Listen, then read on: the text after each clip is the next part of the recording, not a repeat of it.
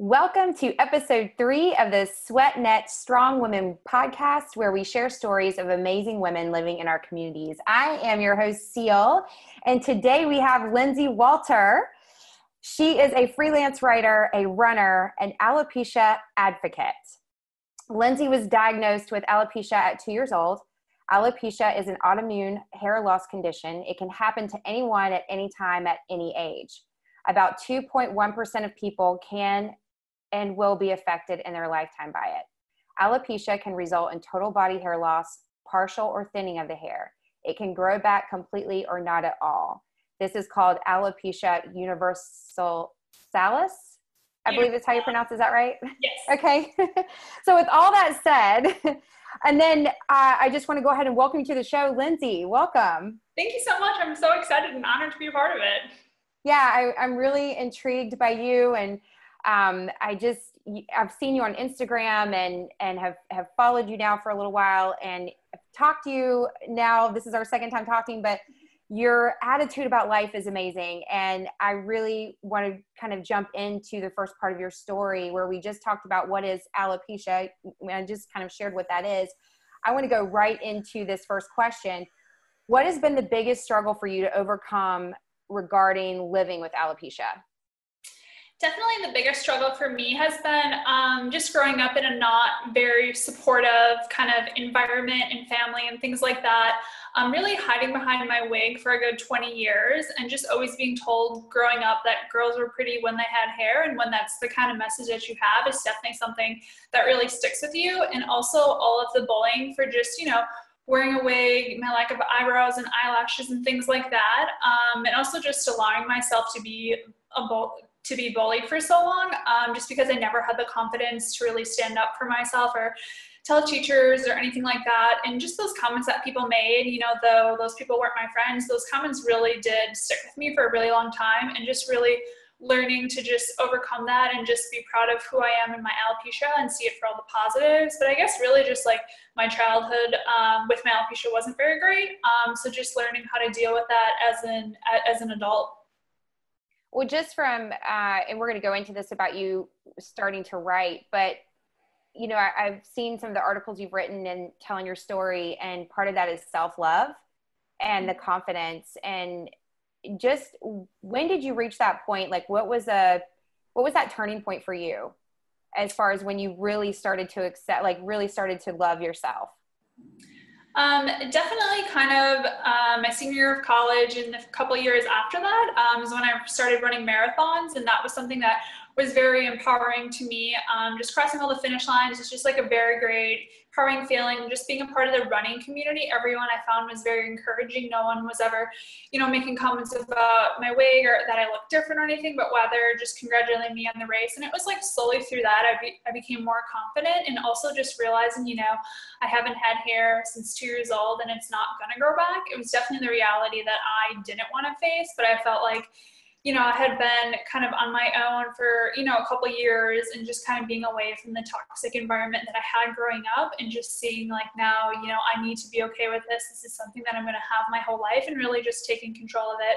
But it was definitely like through running, through my faith, and just some really supportive friends who, I eventually told about my alopecia, and they were very supportive, and I had never had that. And I think just having those people that, didn't care whether I had hair or not, was also something that was really helpful. So I'm sure that you get the question a lot, that people assume that you're sick. Is that something that you experience on the regular? Because, everybody that sees you and knows you, like, you don't have any hair, and I'm sure that might be something that you face on a regular basis. Yeah, unfortunately, it happens to me all the time. People will, tell me that I'm so strong and to keep fighting, or ask me how treatment's going, or they'll say, oh, I'm so sorry you can't run a marathon, while you're going through all of this. And, I definitely have mixed feelings about it. I feel like it's definitely the way someone approaches it. Right away, I can always tell if they're coming from a place of concern, or people are just, kind of being nosy. I can always gauge that right away. So I definitely try to extend people grace and kind of, put myself in their shoes and assume like the best in people. But yeah, there is quite a lot of people that even if I'm just at the grocery store, will just make a comment, or I feel the stares or the sympathetic looks or the free stuff, which again, I appreciate, but also kind of don't always like. If I'm in line at Starbucks and someone will be like, oh, you're so beautiful. And then, I'll get my coffee for free. And I enjoy it, but also I'm like, I'm not sick. And they're like, no, just take it. It's okay. And I'm like, okay. Like, so, I mean, yes and no, it's hard, but I know most people are trying to just be nice. Yeah. And I'm sure that that's difficult because like you're just being you, and you're loving who you are and embracing who you are. And so I just say, keep doing that because your light shines. Like you're so bright. Your smile is so bright. Everything you're doing. And, just to carry on, like you're doing awesome. Okay. So let's go into how you got started writing. I know like I've been on your Linktree and saw like all the different magazine articles that you've written and put out there. A lot of it has been around your story, but what, have you always been a writer, or kind of what put you like in that direction? So I definitely wasn't always a writer. I didn't even know it was really something that I really enjoyed until a couple of years ago. I had just loved to like write in my journal and my devotional every morning. And I found like it was just a very good outlet. It was very like therapeutic for me. And then, someone had reached out and was like, you have a really incredible story. Would you like to write for us? And I was like, oh, I don't know. Like, it was definitely easier than speaking in front of someone, just because sometimes it can be kind of hard to share like really hard parts of my story to like a live audience. But I found like writing, I could just write everything out. And I actually really enjoyed it. And I found like it also really helped me just to kind of like close chapters on some people and situations and things like that as well, just to kind of write it out. And so, yeah, it was just kind of like through that. And then one thing kind of led to another, and the more opportunities kept coming up. And, it's something I'm really grateful for, not just like for myself to kind of like heal and like accept my alopecia, but for other people, maybe they know someone who has alopecia, maybe it's their son or daughter, but just like to create awareness as well, like for the alopecia community. I think that's really important. Kind of going back to like what people said before, that just because someone doesn't have hair doesn't mean they're sick. And so I think it just really creates a lot of great awareness for the alopecia community, and also just for people who have a visible difference. I think it also can be helpful for them to kind of hear my story, just because a lot of people can relate to it on different levels. I think that's amazing. Again, it's wonderful what you're doing and being an advocate for the alopecia community, but also just for people in general. It's awesome. So I kind of want to move us out of your writing and into running, because I know you love to run. I think every other photo is like, she just finished a marathon. She's starting this. I just ran this morning. Like, this is so great. So that seems to be your choice of exercise. What has been your greatest accomplishment with running so far? Definitely completing my 50-mile ultra marathon. I did it last April, and I had ran a bunch of marathons and I had like loved that challenge, but really just to kind of like step it up and say like 50 miles, like to me that sounded crazy. But just like to complete that in the time that I wanted, that to me has been my biggest accomplishment in running, but also all the marathons as well. I feel like everyone will just always hold like such a special place in my heart. It's really just everything. I'm really thankful for, all the finish lines. So how many marathons have you done total? I've done 41 marathons. Holy cow. I didn't know that. Learn something new. Like, that's incredible. Like, okay.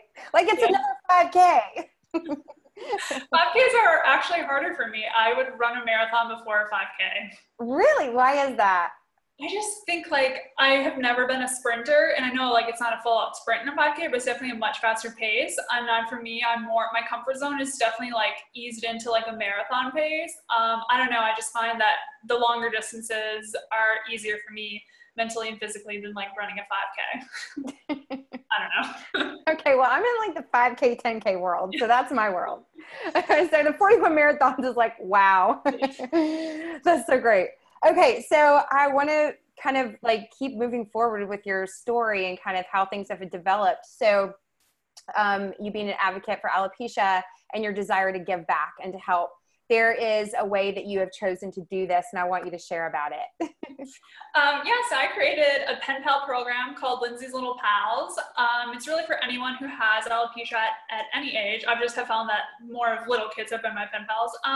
But yeah, I had just, I think of like what I was like as a child and how I didn't know anyone else who had alopecia, and had I known just one adult who had alopecia and was out living their life, just happy, I know that it would have made a world of difference for me. And so I thought right away, I need to do something, to help these kids. And, it's hard to meet up with people, especially when people are, all over the world, everyone's busy schedules and stuff like that.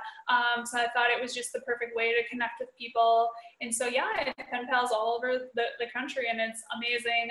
I also love to write. And so for me, it's also really great. I feel like I'm helping kids, but just also being that person that I needed when I was younger. And it's just the greatest feeling. I get so excited, probably more excited than the kids do when I get a letter from them, just because I enjoy it. I enjoy the pictures and the stories and just connecting. And it's not like just about alopecia, but we talk about sports or, what kind of hobbies they're doing in school and things like that. And so just to like really get to be a friend to someone, I feel like it's just really, really special and really rewarding for me.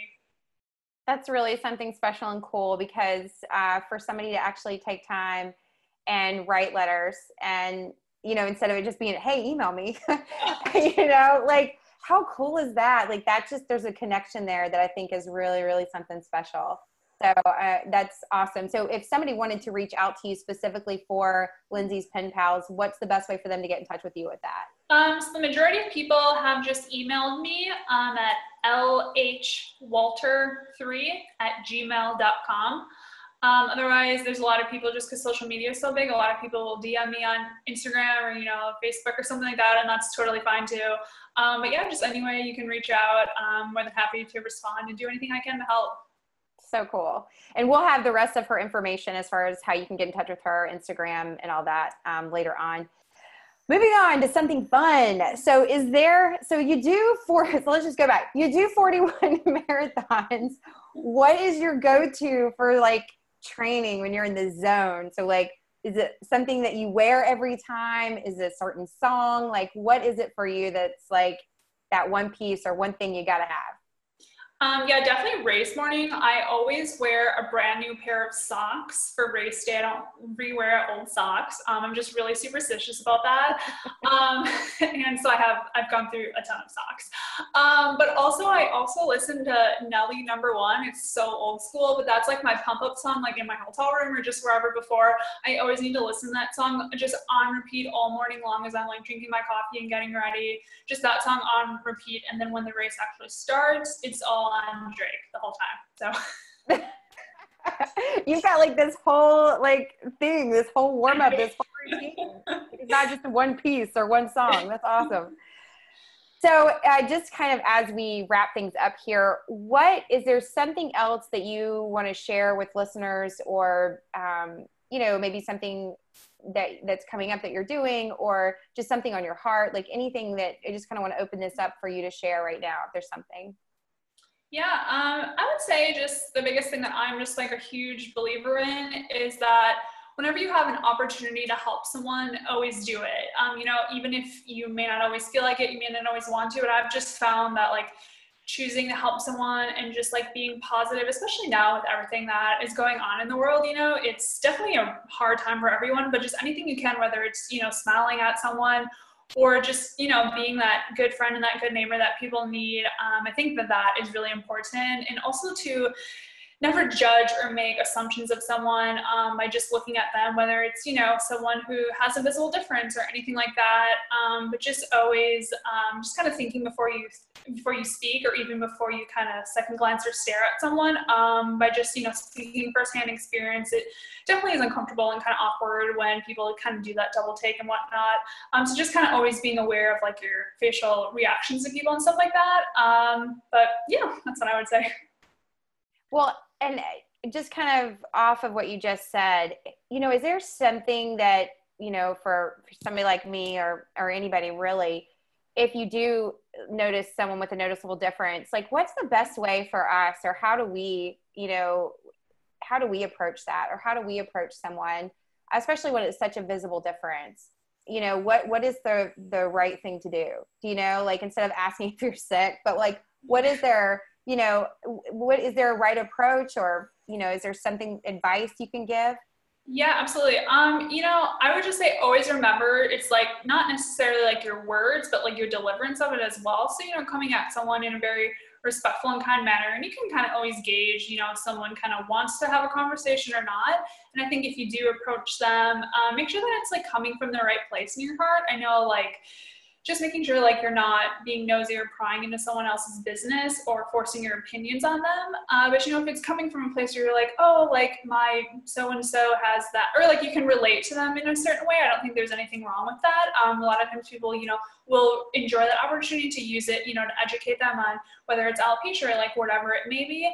But just, making sure that you're coming from like the right place and just never forcing your opinions on them. I know, like, for me, when people are like, you should definitely wear your wig again, or you looked prettier with your wig, or things like that, like, that's like the most hurtful comments to me. So I think, just coming from a place of love and respect. And I think most people are kind of open to talking and like educating it on like what their difference is. But yeah. Well, thank you for sharing that, because love is where it's at, and sharing love, and first of all, loving ourselves, which allows us to love other people, is the biggest thing. But just walking through life with love, and, even when you don't know somebody's story, being kind is part of love. And really, that's all we need to do. Yeah. is continue doing that, just being kind to each other, and showing love in that regard. So I just want to say thank you so much for being on. Yeah, this is great. Like, these are real conversations with people in our communities and women in our communities. And it's an honor to host it and to have the opportunity to have the one-on-one conversation. So I really appreciate your time, and I don't know how many more races you had, but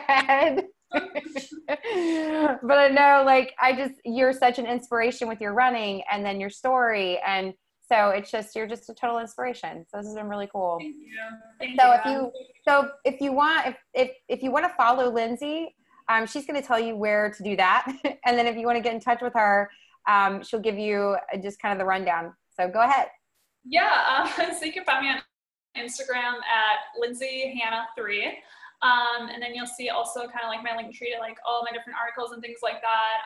Also to my personal blog. And I'm more than happy to like help anyone with anything they need. I love to help people. But that's the easiest way to get a hold of me. I do too. I love to help people. Like, that's just the way it goes. I mean, that just makes me happy. So it's so fun connecting when everybody has that same attitude. Life is good when it's like that. So thank you all for joining us and tuning in to the SweatNet Strong Women podcast. If you enjoyed the podcast, please be sure to share it, like it with friends. You can find more information about SweatNet on sweatnet.com or our Instagram at SweatNetCLT. You can follow me personally on Instagram at Cel Smart. And also, I will be hosting the Be Amazing Weekend here in Charlotte on October 16th and 17th. This is an all-women's weekend. We've got 3 events happening. One will be a 5K benefiting Girls on the Run. The second event is the Be Amazing Showcase, which is about women like Lindsay, who will be sharing their story and celebrating those moments. And then Saturday night, we are going to have a Be Amazing Gala, and I'm excited because we're going to have special entertainment, Men in Bras runway show, which is all to benefit Carolina Breast Friends and giving back. So if you want more information, you can go to the Be Amazing website. You can also follow us on Instagram at the Be Amazing Weekend.